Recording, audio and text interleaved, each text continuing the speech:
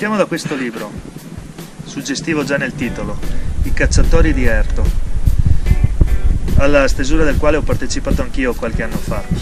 È ovviamente una raccolta di racconti e di aneddoti di caccia, anche di bracconaggio, ma che appartengono a quel passato romantico ed eroico in cui la caccia era fondamentalmente un mezzo di sostentamento per le famiglie. Non era un capriccio per gente ricca che va a fare i safari per farsi poi le foto e i selfie con i trofei.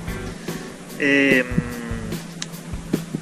un libro in parte autobiografico e l'autore è Italo Filippin, che adesso andremo a conoscere. Una delle memorie storiche di queste montagne, siamo a Erto, in prossimità anche del Parco delle Dolomiti Friulane, nel bel mezzo delle Dolomiti Friulane, appunto, una parte dell'arco alpino tra le più selvagge.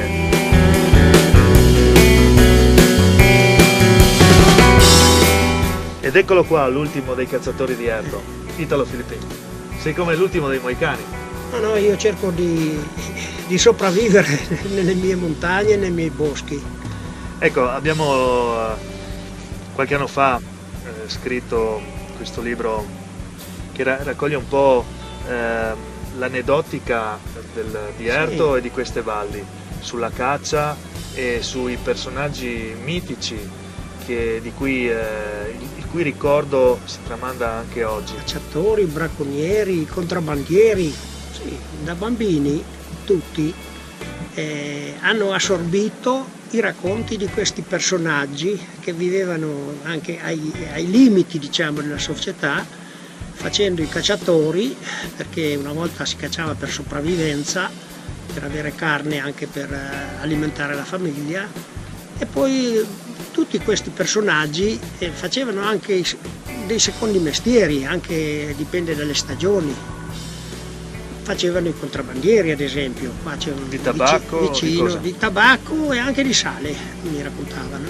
Qua vicino c'è un sentiero proprio intitolato a loro, il Trui del Tabacco, il famoso Trui del Tabacco. Trui del Tabacco, che era uno dei percorsi che da Cortina d'Ampezzo, perché quella volta Cortina d'Ampezzo era in Austria, andavano fino a Vittorio Veneto a piedi, camminando di notte soprattutto, perché avevano paura di essere sorpresi in questa attività, che evidentemente non era legale, e andavano a portare il tabacco verso Vittorio Veneto e tornavano col sale, che in parte lasciavano anche le loro famiglie, perché il sale una volta era un alimento importante. Insomma. Una terra di frontiera, insomma.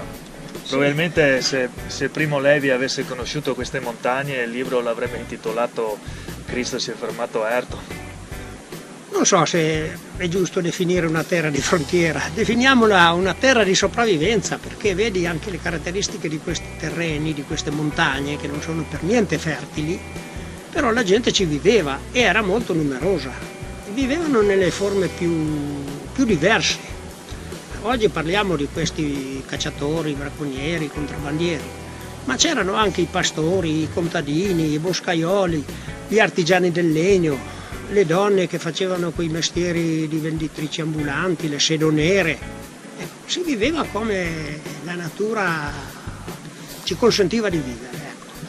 Stiamo parlando degli anni 50, un periodo in cui questa montagna era ancora densamente popolata e antropizzata, ed è proprio per quello che i cacciatori di allora dovevano spingersi fino nelle valli più remote, la Valmontina, sì, verso il Costo Cadore, Negro, verso la Carnia, il Cadore, perché proprio per inseguire la selvaggina, sì, e quindi erano costretti a stare via giorni interi, settimane, a bivaccare, a dormire nelle grotte. Si portavano addirittura il caglierin per farsi la polenta e la farina, perché quella volta non c'erano i cibi che ci sono oggi, bisognava fare la polenta e formaggio. Allora portavano la forma di formaggio e la farina per farsi la polenta. E da queste avventure per i boschi, in questi luoghi remoti, impervi, nascevano questi racconti che diventavano leggenda. Che poi non erano racconti, erano in realtà battute di caccia, appostamenti. Una volta si usavano non le carabine di precisione che usiamo ora, Erano fucili anche prima addirittura ad avancarica, ma poi erano i residuati della guerra, lasciati da lasciati tedeschi, dai partigiani. tedeschi o arraffati in qualche maniera, e poi se li nascondevano nelle zone di caccia, anche per non portarseli o per non detenerli a casa, perché erano fucili in gran parte Da guerra. da guerra. Sì, bisogna dire che a dispetto di quello che credono tanti ecologisti da salotto, no? Anche la caccia ha un'importanza, e anche l'uomo cacciatore e predatore rientra in un equilibrio. Soprattutto la caccia che facciamo adesso, perché non è come si faceva una volta che si andava a caccia per necessità e per fame. Adesso la caccia, noi pratichiamo una caccia di selezione abbastanza rigorosa, e questa caccia che facciamo la facciamo anche per regolare la popolazione degli animali. L'eccessiva densità di una specie animale in un territorio può portare a dei problemi. Ha anche problemi grossi, problemi per gli stessi animali, ma anche problemi per gli umani. Ad esempio i cervi che pascolano di notte si avvicinano anche troppo alle case, e in una notte sono capaci di distruggerti l'orto, perché vengono a mangiare proprio anche in prossimità delle case. Allora bisogna contenere la popolazione in un numero tollerabile. E poi il problema più noto di questi ultimi anni è la comparsa, l'arrivo di quella terribile malattia che è la rogna sarcopica, che ha colpito il camoscio e lo stambecco e ha fatto migliaia di morti. Fin qualche anno fa, diciamo una decina d'anni fa, effettivamente i grandi predatori non esistevano. Esisteva l'aquila solo, ma il lupo ad esempio, anche l'orso, la lince non esistevano. Adesso negli ultimi 2 anni abbiamo un ritorno anche piuttosto eclatante.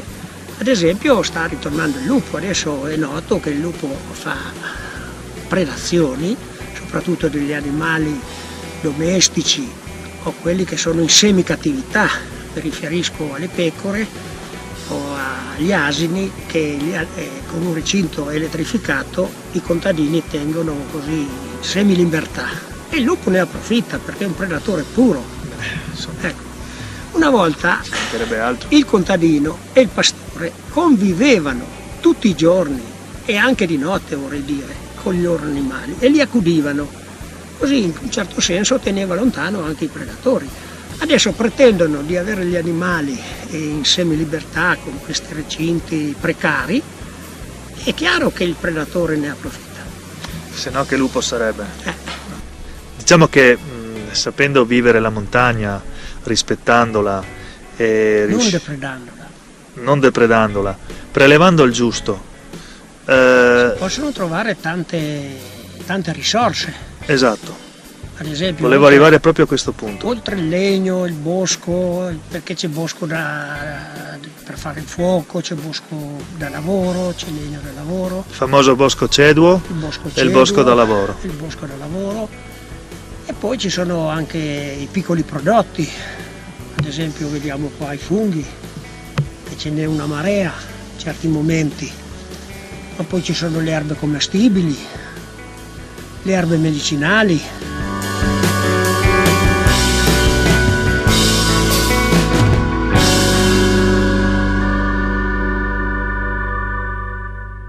Comunque, adesso siamo qui al Camposanto di Erto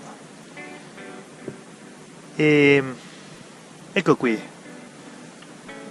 Qui è dove riposa uno di quei leggendari cacciatori.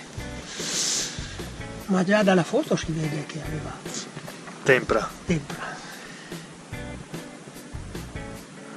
Della Puta Giobata, uno dei grandissimi cacciatori di Erto. E poi chi si ricorda qua in paese? Perché è il famoso Checo di Costantina, uno che ha mantenuto la famiglia facendo il cacciatore e il contrabbandiere. Divideva il suo tempo praticamente da il periodo della caccia e il periodo del contrabbando. Poi, era un lavoratore stagionale, insomma. Era un lavoratore famoso stagionale. Per una... Aveva il labbro leporino, parlava in una maniera un po' strana.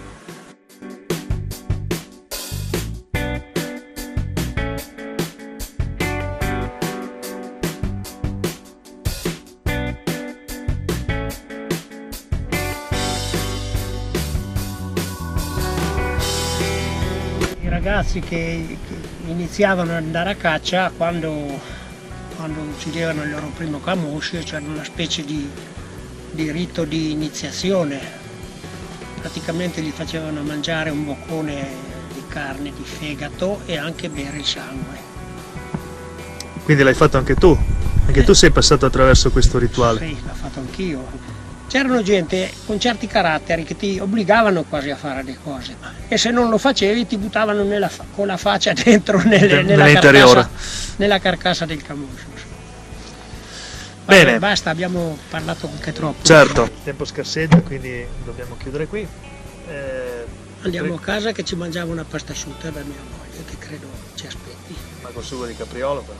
Col sugo di camoscio, perché il camoscio che ho preso 2 o 3 giorni fa in Certe, quella montagna adesso. Ok, bene, affare fatto. Ciao. Ciao.